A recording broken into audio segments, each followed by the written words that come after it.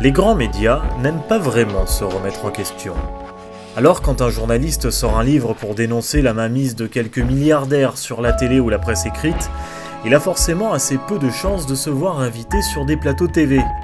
Et cela même si ce journaliste n'est pas le premier venu, mais Laurent Mauduit, le cofondateur de Mediapart et ancien directeur adjoint de la rédaction du journal Le Monde. À la place, ce sont des associations citoyennes ou de journalistes qui l'invitent pour parler de son dernier livre, Main basse sur l'information.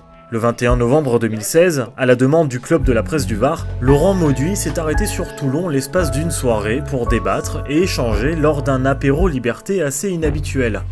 Dans la salle, des journalistes et des citoyens. Ils ont en commun une même inquiétude qui ne touche pas seulement le métier de journaliste, mais va bien plus loin. Il n'y a pas de démocratie forte sans des citoyens éclairés. C'est l'un des fondements de la démocratie. Le suffrage universel ne vaut rien si dans le même temps les citoyens ne savent pas dans quelles conditions l'exercer.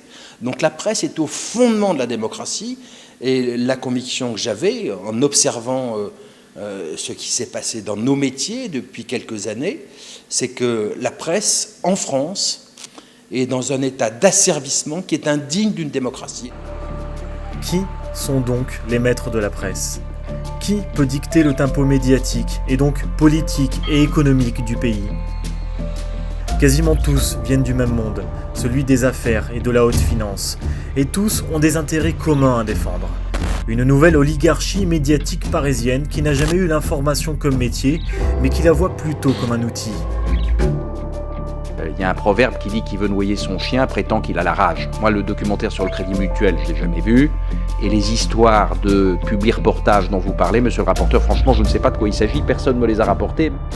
3 grands acteurs qui sont arrivés. Xavier Niel, le propriétaire de Free, et de 2 de ses alliés, qui a racheté Le Monde d'abord, puis l'Obs. Ensuite, Patrick Drahi, qui, dans une boulimie d'achat, achète Libération, L'Express, RMC, BFM TV, BFM Business. Et puis, il y en a beaucoup d'autres. Vincent Bolloré, évidemment, qui met la main sur Vivendi, et donc sur Canal+, et sur iTélé.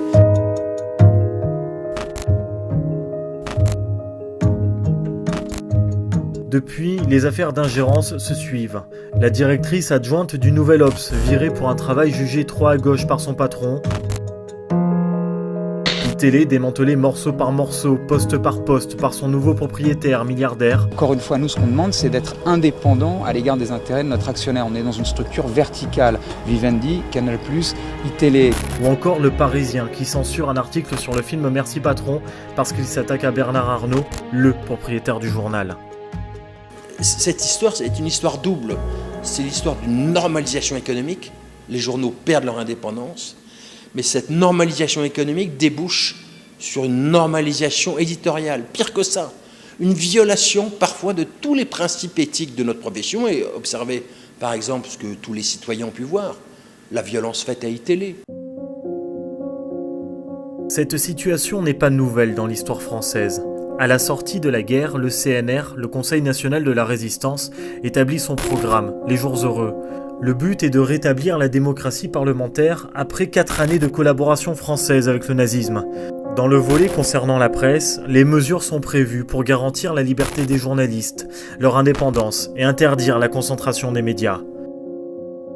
Il y a une vieille tendance française à ce que des gens qui n'ont pas la presse pour métier rachètent la presse. Pendant l'entre-deux-guerres, la presse est la propriété des puissances d'argent et toutes ces années de la Troisième République, d'avant la guerre de 14 jusqu'à la Seconde Guerre mondiale, la presse est totalement déshonorée, a été corrompue, achetée, et voilà, je me replonge dans le livre, dans cette histoire.